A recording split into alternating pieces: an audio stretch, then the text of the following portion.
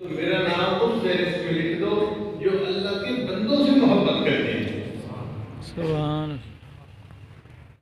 تو فرشتے نے کہا اچھا ٹھیک ہے میں لکھ لوں گا۔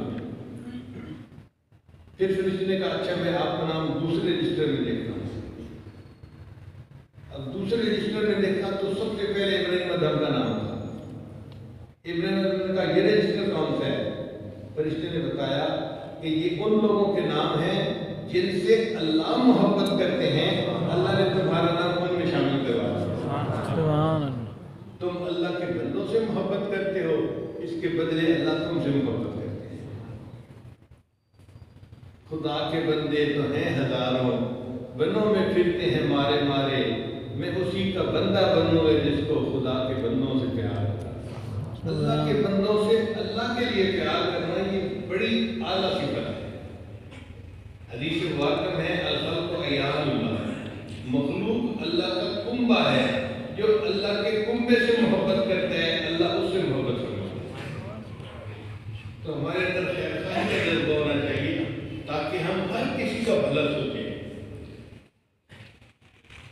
اور یہ بھی بات ہوتی ہے کہ کر بھلا ہو بھلا انت بھلے کا، جو بندہ بھلا کرتا ہے نا اس کے ساتھ بھلا ہی ہوتا ہے، اللہ اس کے ساتھ بھلا کرتا ہے۔ میں آپ کو ایک انگریز عورت کا واقعہ سناتا ہوں۔ ایک امریکن عورت تھی جو میونسپل کمیٹی کی چیئرمین تھی۔ اب آپ جانتے بھی ہیں کسی شہر کی میونسپل کمیٹی کا چیئرمین ہونا، میئر ہونا کسی شہر کا بڑی سیٹ ہوتی ہے، بڑی پوسٹ ہوتی ہے۔ تو وہ میئر تھی اپنے شہر کی۔ جب ریٹائر ہوئی تو اس کو $5 لاکھ بینیفٹ کے طور پر ملے۔ تو وہ اپنی ریٹائرمنٹ کی لائف گزار رہی تھی۔ اللہ کی شان دیکھیں کہ ایکسیڈنٹ میں اس کے خامد کی وفات ہو گئی اور وہ عورت اکیلی اپنے گھر میں رہنے لگی۔ ایک دن اس کو قریب کے ایک شہر میں کوئی کام تھا۔ اس عورت نے سوچا کہ میں خود چلی جاتی ہوں اور کام کر کے شام تک واپس آ جاؤں۔ چنانچہ اس کے پاس بڑی گاڑی تھی 4x4، اس نے نکالی اور وہ اس شہر میں ہی اپنا کام سمیٹا اور واپس آئی۔ جب واپس آ رہی تھی تو راستے میں اس کی گاڑی کا ٹائر پنکچر ہو گیا۔ جب گاڑی کا ٹائر پنکچر ہو گیا تو اس نے گاڑی کو پل کیا، سائڈ پہ لگایا اور دیکھنے لگی کہ اب اس ٹائر کو میں چینج کیسے کروں۔ بڑی گاڑی تھی، ٹائر بھاری بھی بہت تھا اور اکیلی عورت کے لیے اس کو بدلنا بہت مشکل تھا۔ عورت ذات کمزور ہوتی ہے تو اب وہ پریشان تھی کہ کوئی میری ہیلپ کرے تو میں بدل سکتی ہوں، اکیلے نہیں بدل سکتی۔ وہ سڑک کے کنارے کھڑے ہو کر ہاتھ دینے لگی کہ کوئی بندہ رکے اور میری ہیلپ کرے۔ وہ وقت دن کے 10-11 بجے کا تھا، لوگ دفتر جا رہے تھے، کوئی رکنے کو تیار نہیں تھا۔ گاڑیاں آ رہی تھیں اور تیز جا رہی تھیں، کوئی رکتا نہیں تھا۔ 1 گھنٹہ وہ عورت دھوپ کے اوپر کھڑی رہی اور 1 گھنٹہ دھوپ پہ کھڑے رہنے کی وجہ سے اس کی حالت بہت خراب، پسینے، اتنا پسینہ آیا جیسے کہ اس کے کپڑے پانی سے بھیگ ہی گئے ہوں، اتنا پسینہ، اور بڑی تنگ تھی اور پریشان تھی کہ کاش کوئی رکے اور میری ہیلپ کرے اور میں اس مصیبت سے جان چھڑاؤں۔ جگہ ایسی تھی کہ جہاں سے وہ پولیس کو کال نہیں کر سکتی تھی ہیلپ کے لیے۔ کافی دیر کے بعد ایک نوجوان لڑکا تھا، اس نے اپنی گاڑی روکی اور اس سے پوچھا کہ آپ یہاں کیوں کھڑی ہیں؟ اس نے کہا کہ میری گاڑی کا ٹائر پنکچر ہو گیا ہے اور مجھے ہیلپ کی ضرورت ہے۔ نوجوان نے گاڑی روکی، وہ باہر آیا، اس نے آ کے اس عورت کی گاڑی کو دیکھا، اس عورت کو بھی دیکھا۔ اس نوجوان نے محسوس کیا کہ عورت پسینے میں شرابور ہے اور بہت مشکل کے حال میں ہے، دھوپ پہ جو کھڑی رہی نا۔ تو اس نوجوان نے اس عورت کو کہا کہ دیکھیں آپ کو بہت پسینہ آیا ہوا ہے اور آپ بہت پریشان ہیں، تو آپ میری گاڑی میں جا کے اگلی سیٹ پہ بیٹھ جائیں، اے سی چل رہا ہے، آپ آپ اے سی والی جگہ پہ بیٹھیں گی نا تو آپ کی طبیعت بحال ہو جائے گی.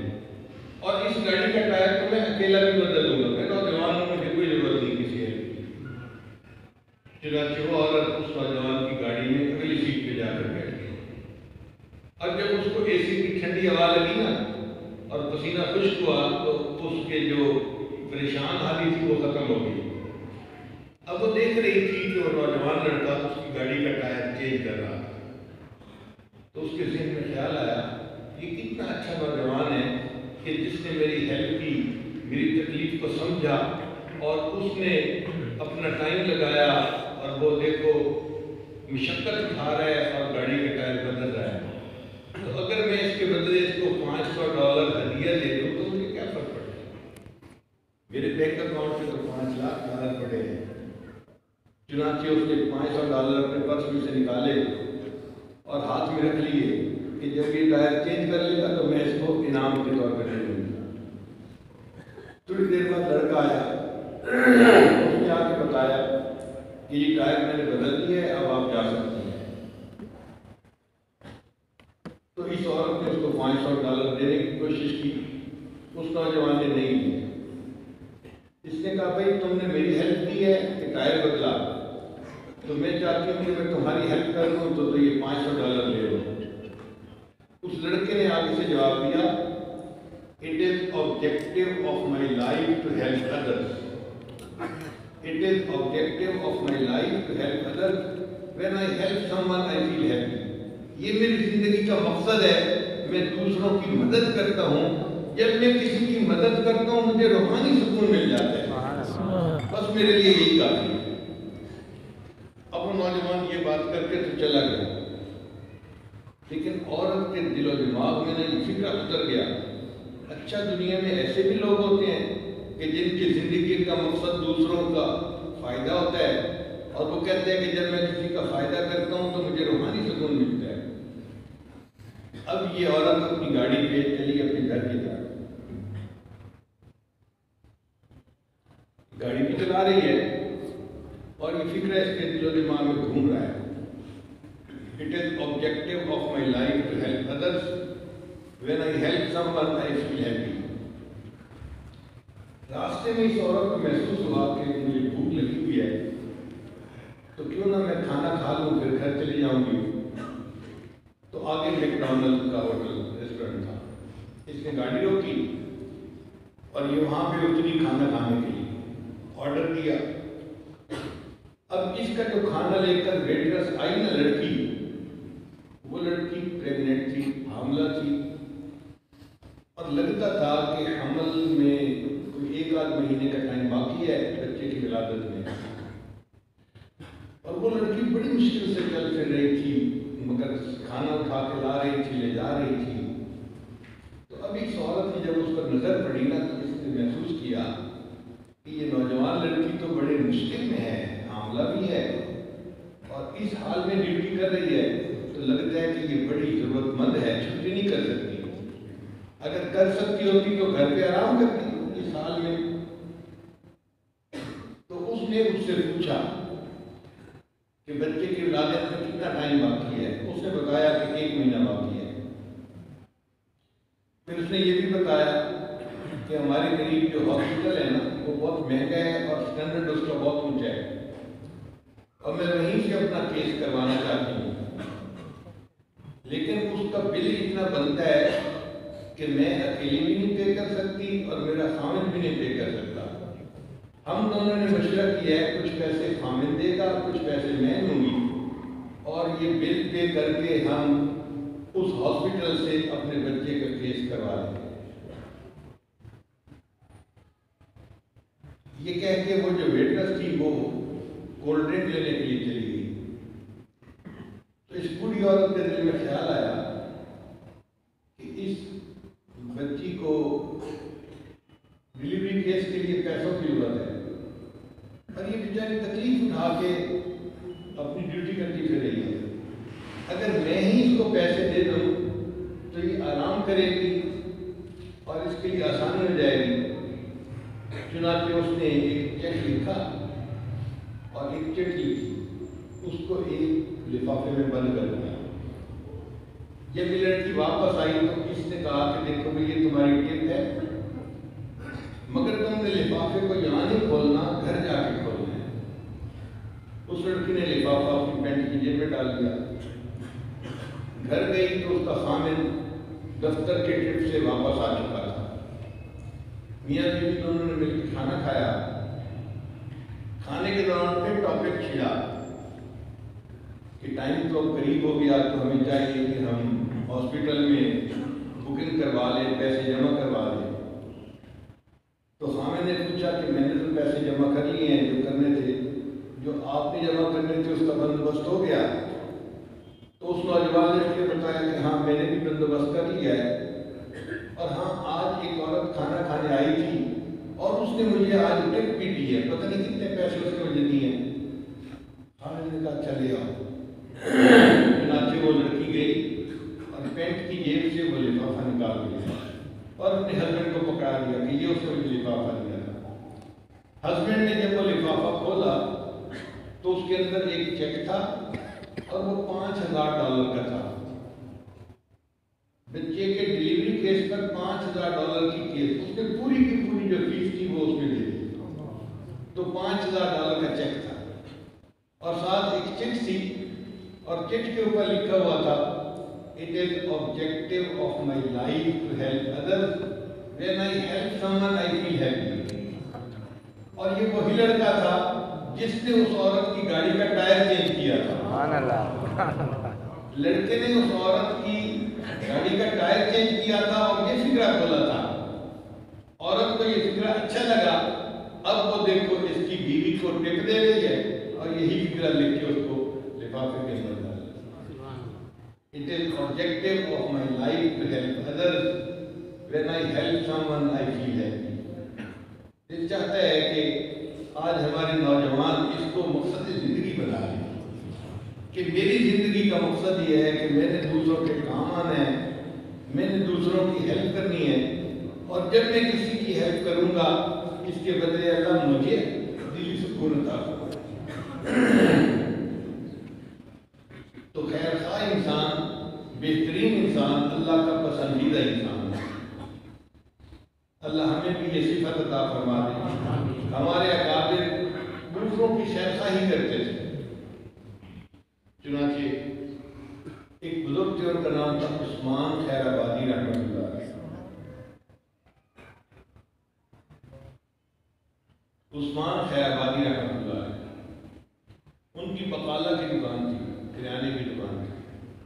اس زمانے میں یہ پلاسٹک کے یا کاغذ کے روپے نہیں ہوتے تھے، بلکہ چاندی کے روپے ہوتے تھے، اور چاندی کے روپے جب زیادہ ہاتھوں میں چلتے تھے نا تو ان کا پرنٹ تھوڑا کھنچ جاتا تھا تو پڑھنا مشکل ہو جاتا تھا۔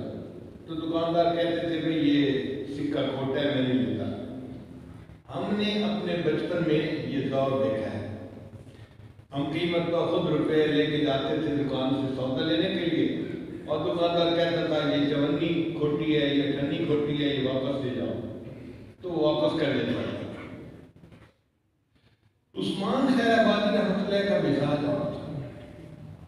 اس کے بعد جب کوئی گاہک پیسے لے کے آتا اور پیسے کھوٹے ہوتے تو وہ سوچتے تھے کہ اگر میں کہہ دوں گا کہ میں نہیں پیسے لیتا تو اس کے دل کو تکلیف ہوگی کہ میرے پاس کھوٹے پیسے نکل آئے، مجھے چیز نہیں ملے گی، تو وہ پیسے لے لیتے تھے اور چیز دے دیا کرتے تھے۔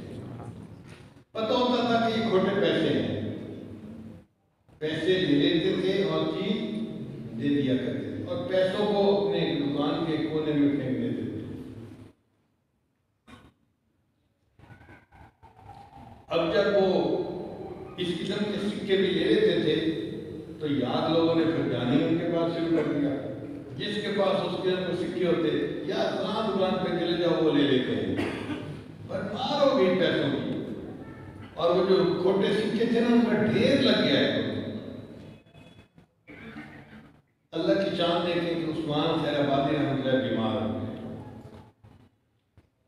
چارپائی پہ لیٹے ہوئے تھے، اچانک ان کو فیل ہوا کہ جیسے ہارٹ اٹیک ہونا شروع ہوتا ہے، تو یہ اٹھ کے بیٹھ گئے اور انہوں نے اللہ سے دعا مانگی اس وقت میں، آخری وقت میں، یا اللہ میں ساری زندگی تیرے بندوں سے کھوٹے سکوں کو قبول کرتا رہا، اے اللہ تو بھی میرے کھوٹے عملوں کو قبول کرتا رہا۔ سبحان اللہ۔ اے اللہ میں ساری زندگی تیرے بندوں سے کھوٹے سکوں کو قبول کرتا رہا، اللہ تو بھی میرے کھوٹے عملوں کو قبول کرتا۔ ہمارے اکابر اپنے اعمال کر کے اللہ کے سامنے پیش کرنے کے لیے جمع کیا کرتے ہیں۔ ہمارے پاس تو کوئی عمل ہے ہی نہیں، ہم اللہ کے سامنے کیا پیش کریں گے؟ کاش کہ ہم نے خیر خواہی کی ہوتی کسی کے ساتھ۔ انسانوں کی خیر خواہی تو بڑی بات ہے، اللہ کو تو جانوروں کے ساتھ خیر خواہی اچھی لگتی ہے۔ بنی اسرائیل کی ایک عورت تھی، بدکار تھی، بخاری شریف کی روایت ہے کہ اس نے ایک پیاسے کتے کو پانی پلایا تھا۔ پیاسے کتے کو پانی پلانے پر زندگی کے سب گناہوں کو اللہ نے معاف فرما دیا۔ سبحان اللہ۔ تو اگر پیاسے کتے کو پانی پلانے پر اللہ اس بدکار عورت کی زندگی کے سب گناہوں کو معاف فرما دیتے ہیں، ہم کسی پیاسے انسان کو پانی پلائیں گے تو اللہ ہمارے گناہوں کو معاف کیوں نہیں کریں گے؟ اس خیر خواہی کا شریعت نے وہ مقام بتلایا۔ حدیث پاک میں آتا ہے کہ قیامت کے دن ایک بندہ اللہ کے سامنے پیش ہوگا، اللہ تعالیٰ اس بندے کو فرمائیں گے، اے میرے بندے میں بیمار تھا، تو نے میری بیمار کچھ نہیں کی۔ وہ کہے گا یا اللہ آپ تو اللہ تعالیٰ ہیں، آپ تو بیمار نہیں ہوتے، آپ کیسے کہہ رہے ہیں؟ اللہ فرمائیں گے ہاں میں بھوکا پیاسا تھا، نہ تو نے مجھے کھانا کھلایا نہ تو مجھے پانی پلایا۔ وہ کہے گا یا اللہ آپ کی شان بہت بلند، آپ کیسی بات کر رہے ہیں؟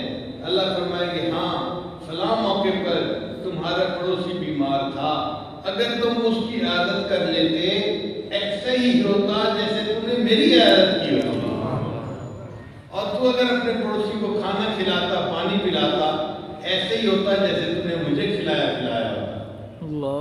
آپ بتائیے اس سے اور مجھے نظریہ پیش نہیں کیا جا سکتا کہ کسی پیاسے کو کھانا کھلانا یا پانی پلانا ایسا ہی ہے جیسے کوئی اللہ تعالیٰ کو کھانا کھلا رہا ہوتا ہے یا پانی پلا رہا ہوتا ہے۔ تو اللہ تعالیٰ کو خیر خواہی بہت پسند، بہت پسند۔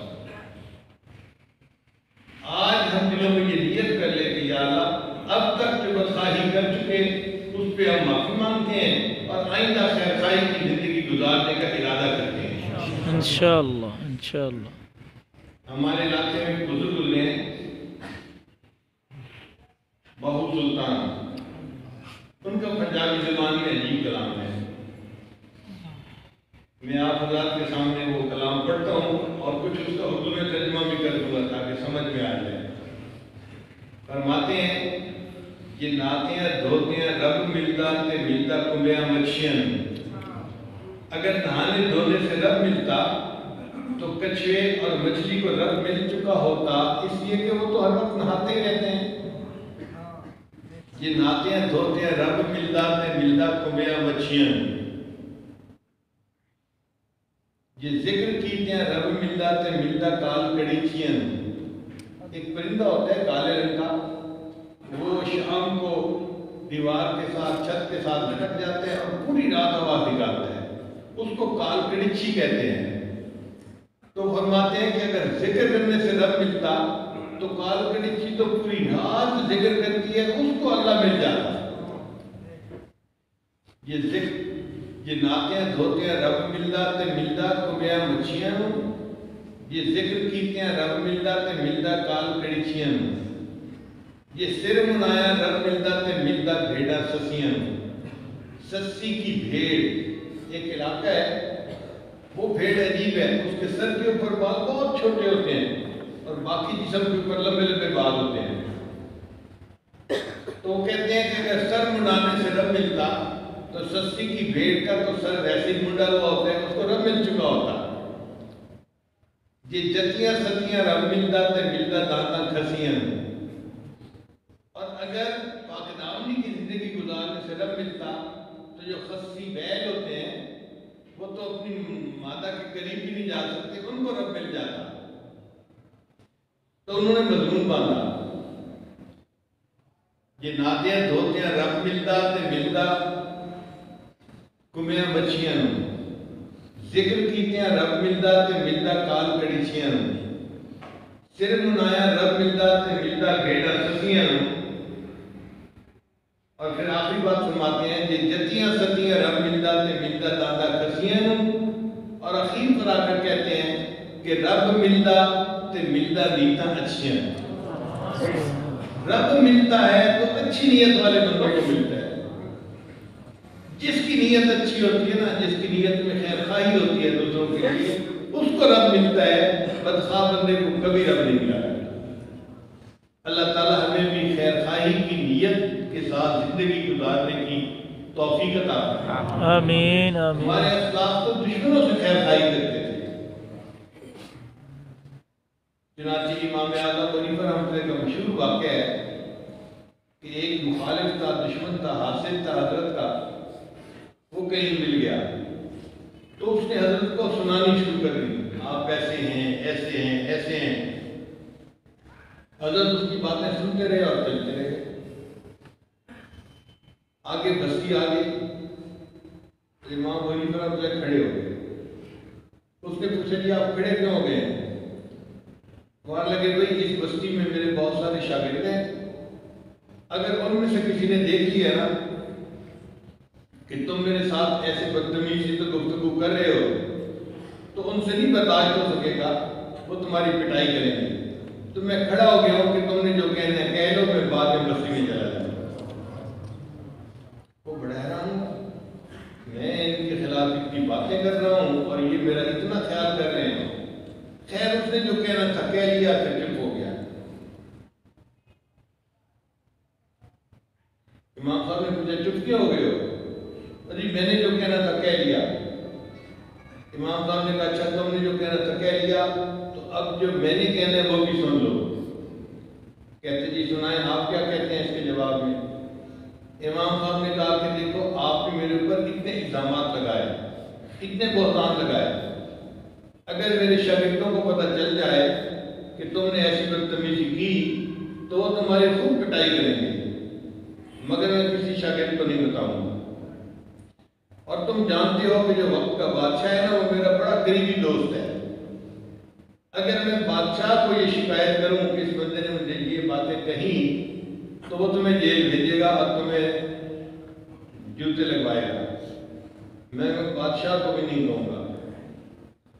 اور اگر میں قیامت کے دن اس کے بدلے تم سے نیکیاں مانگنا چاہوں تو اللہ تعالیٰ مجھے نیکیاں دلوائیں گے کیونکہ تم نے میری دل آزاری کی ہے، مجھے بدلہ ملنا چاہیے. مگر میں تمہیں کہتا ہوں کہ میں قیامت کے دن تم سے نیکیوں کا بدلہ بھی نہیں مانگوں گا. وہ حیران ہو گیا، آپ مجھ سے اس کے بدلے نیکیاں بھی نہیں مانگیں گے؟ فرمایا ہاں، بلکہ ایک بات اور کرتا ہوں کہ اگر قیامت کے دن اللہ کا مجھ پر فضل ہو گیا اور اللہ نے مجھے جنت جانے کا حکم دیا تو میں وعدہ کرتا ہوں تمہیں ساتھ لیے بغیر جنت میں نہیں جاؤں گا. جب امام صاحب نے یہ بات کی تو وہ اپنے قدموں میں گر گیا، حضرت مجھے معاف کر دیجیے، مجھے نہیں پتا تھا کہ آپ اتنے اچھے اخلاق والے انسان. تو ہمارے اندر اللہ تعالیٰ خیر خواہی بھر دے، ہم گھر کے بہترین انسان بن جائیں.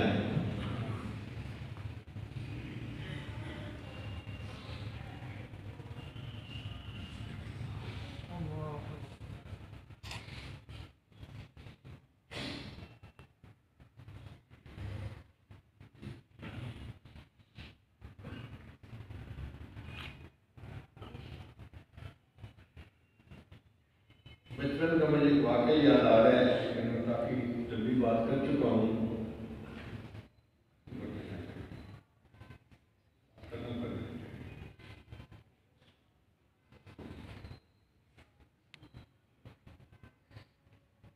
اگر آپ اجازت دیں تو میں وہ بچپن ارشاد فرما.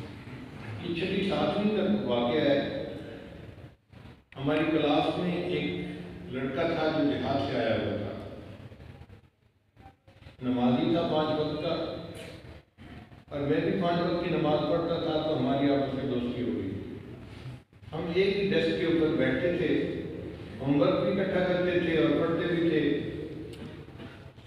اور اکثر اکٹھا گزارتے تھے. اب چونکہ اکٹھا گزارتے تھے وقت تو اس دوران بات چیت بھی ہوتی تھی.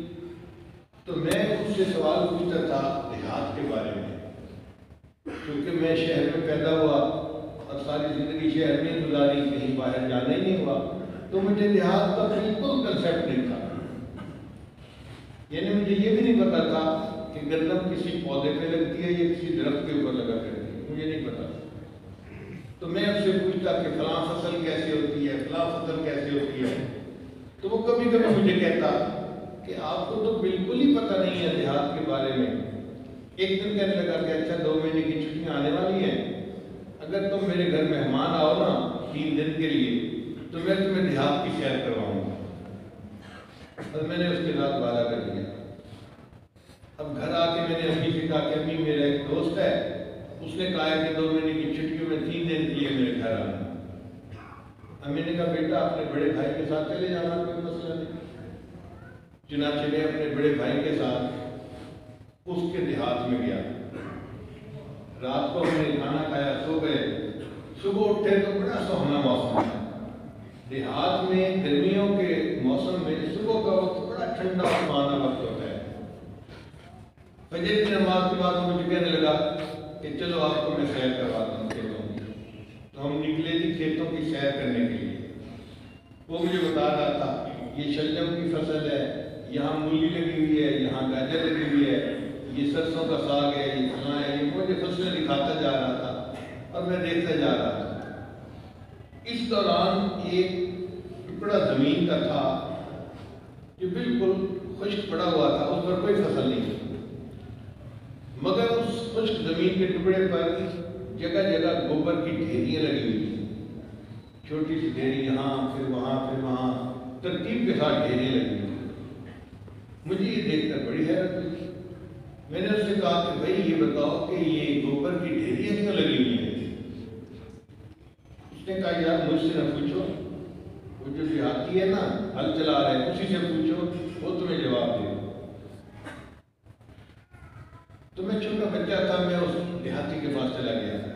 میں نے اس کو جا کے کہا کہ انکل یہ آپ نے زمین کے اندر سبزی لگانی ہے؟ اس نے کہا بالکل سبزی لگانی ہے. تو انکل یہ یہاں پر گوبر کیوں پڑا ہوا ہے؟ اس نے کہا یہ میں نے مٹی میں ملانا ہے.